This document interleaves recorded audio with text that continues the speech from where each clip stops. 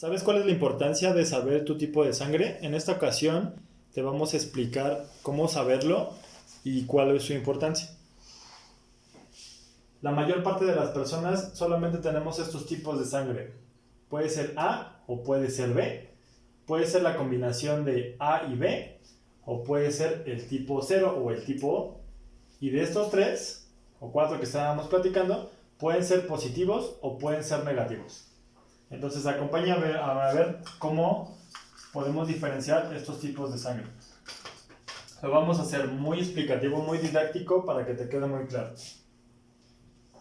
Esta es una célula de la sangre.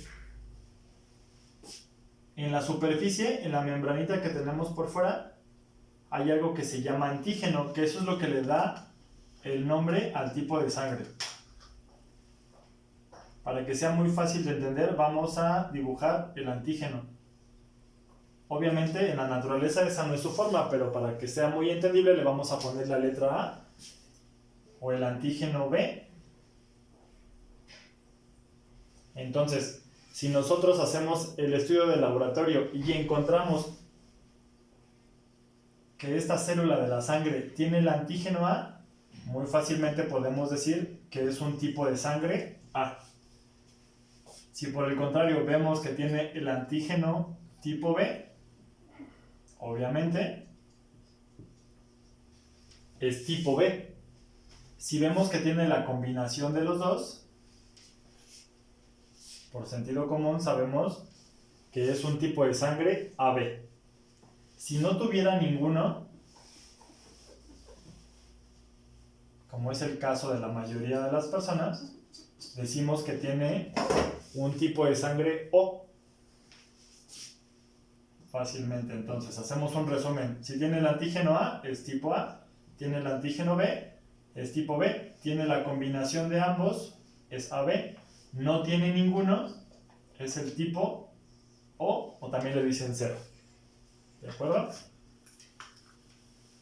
Ya sabiendo esto, ahora vamos a ver cómo saber si es positivo o negativo. Igual, hay un antígeno que lo hace positivo y está pegadito aquí en la superficie de la célula. Si con el estudio nos damos cuenta que tiene el antígeno que lo hace positivo, por obvias razones va a ser un tipo de sangre positivo. Si vemos que no tiene este antígeno, le vamos a llamar que es un tipo de sangre negativo.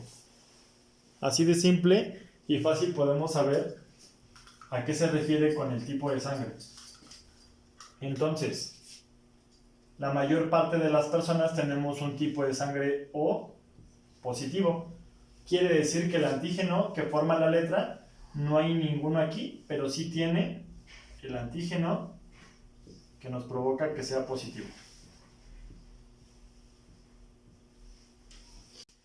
Entonces, esto es importante porque si sabemos qué tipo de sangre tenemos, vamos a saber si podemos donar sangre o no.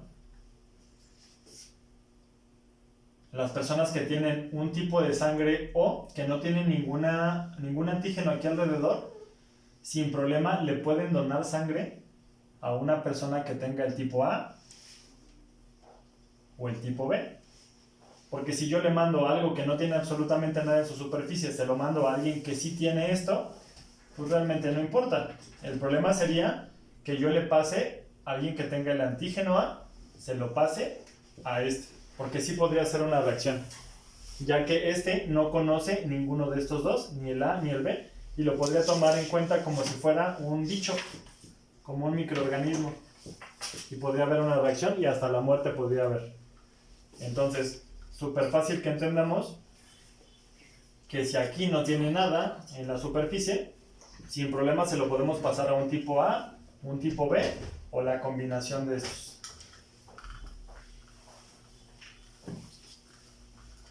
Si tenemos la célula sanguínea y tampoco tiene el antígeno que lo hace positivo, es decir, como habíamos quedado que es negativo,